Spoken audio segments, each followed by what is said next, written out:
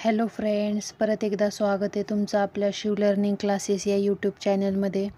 तर आज आपण एक सामायिक समीकरणे हा टॉपिक पाहणार आहोत. एक सामायिक समीकरण कसं सोडवायचं, 10वीला याचे प्रॉब्लेम असतात शक्यतो. आता कोणी 10वीचे विद्यार्थी असतील ते पाहत असतील तर बघा, बोर्डाच्या परीक्षेला नेहमी या एक सामायिक समीकरणावर हमखास हा क्वेश्चन एक विचारला जातो. क्वेश्चन हाच असेल किंवा असं नाही, अशा टाईपचे प्रश्न विचारले जातात बोर्डाच्या एक्झामला. एक सामायिक समीकरणाचा एक प्रश्न असतोच नक्की अशा टाईपचा. फक्त इथं संख्या वेगळ्या असेल पण पद्धत हीच असणार आहे. आपण सॉल्व करून पाहूयात कसं सॉल्व करायचा. बघा, हे एक सामायिक समीकरण दिलं आहे 5x + 3y = 9 आणि हे दिलेलं आहे 2x - 3y = 12. मग आता हे कसं सोडवायचं, आधी ह्या प्रत्येक समीकरण हे जे दोन्ही दिलेले प्रत्येकाला अगोदर ह्याला पहिला नंबर द्यायचा आणि ह्याला सेकंड. तर आपण हे लिहून घेऊयात अगोदर.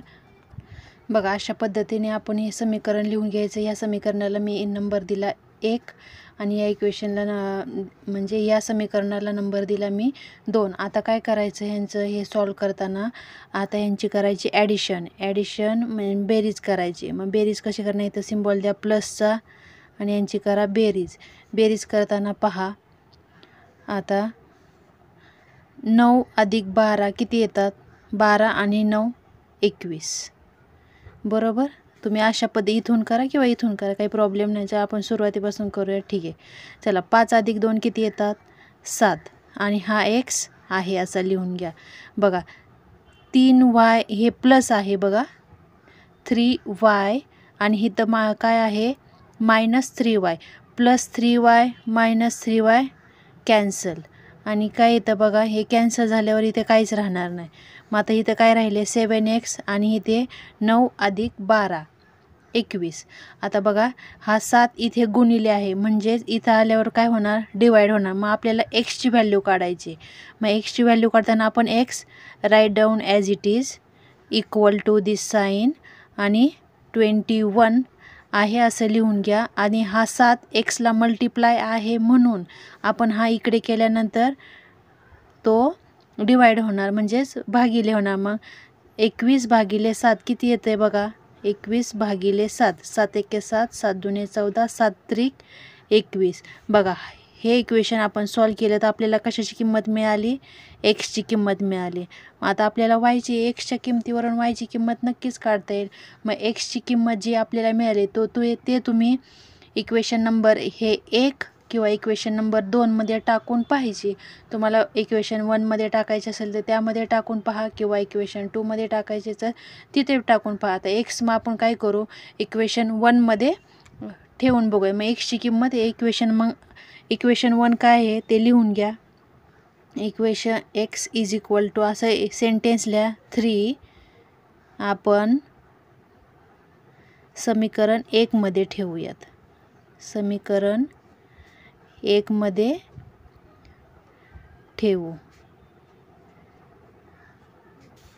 मग आता समीकरण 1 काय आहे, 5x + 3y = 9. बघा, मग आता 5 आहे असं, x काय आपल्याला मिळालेला आहे 3, मग गुणिले 3 अधिक 3y = 9. बरोबर.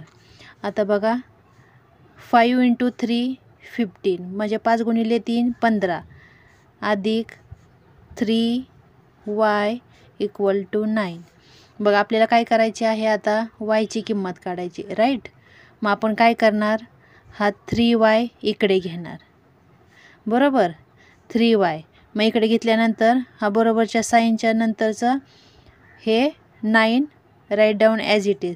आता हा 15 इथे काय आहे प्लस, इथे सिम्बॉल नाही म्हणजे काय आहे इथं ॲडिशनचं सिम्बॉल. मग इकडे गेल्यानंतर काय होणार, तो 15 जर इकडे घेतला तर तो मायनस होणार. बरोबर, हा प्लस आहे मग इकडे गेल्यानंतर मायनस होणार.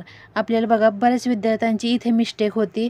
इथे आपण बघा या पहिल्यामध्ये काय केलं, हा 7 गुणिले आहे x, 7x म्हणजे 7 हा एक्सला मल्टिप्लाय आहे, हा इथे मल्टिप्लाय आहे म्हणल्यावर जेव्हा तो या बाजूला जातो तेव्हा तिथं डिवाईड होतो. जर इथं डिवाईड असेल तर इथं मल्टिप्लाय होणार, बरोबर. तशाच पद्धतीने बघा इथं 15 काय आहे, हा ॲडिशनमध्ये आहे म्हणजे प्लस आहे. मग प्लस, मग तो जर या बाजूला घेऊन गेलो आपण तर तो काय होणार, मायनस. म्हणून आपण हा 15 इथे मायनस केला.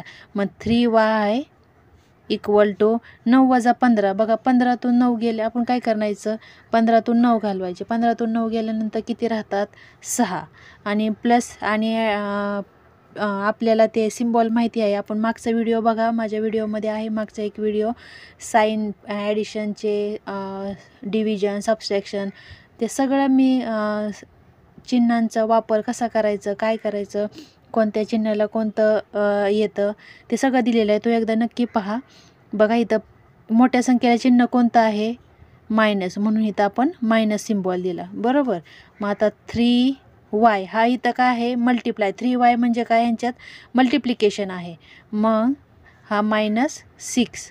आता बघा आपल्याला वायची किंमत काढायची म्हणून y आपण आहे असा लिहिला, -6. हा इकडे गेल्यावर काय होणार, डिवाईड, म्हणून डिवाईड. मग बघा 6 भागिले 3 किती येणार, 6 भागिले 3, 3 दुने 6. आणि काय करणार आपण, मायनसचं सिम्बॉल देणार, बरोबर. बघा वायची किंमत आपल्याला काय मिळाली, -2. एक्सची किंमत मिळाली आपल्याला 3 आणि वायची किंमत मिळाली आपल्याला -2. बघा पूर्ण प्रॉब्लेम सॉल्व झाल्यानंतर हे सेंटेन्स लिहायला विसरायचं नाही, कारण याला मार्क्स असतात. 10वीचे विद्यार्थी खास करून लक्ष द्यायचं आहे. x, y is equal to ब्रॅकेटमध्ये लिहायचं. एक्सची किंमत आपली आली आहे 3 आणि मग वायची किंमत आली आहे -2, बरोबर आहे ना. पहा एक्सची किंमत काय आहे, 3 आणि -2, राईट. अशा पद्धती ही या समीकरणाची उकल आहे. अशा पद्धतीने हा प्रॉब्लेम सॉल्व करायचा. तर व्हिडिओ आजचा आपला कसा वाटला ते कमेंटद्वारे नक्की कळवा. आवडल्यास लाईक करा, शेअर करा आणि सबस्क्राईब करायला विसरू नका. थँक्यू.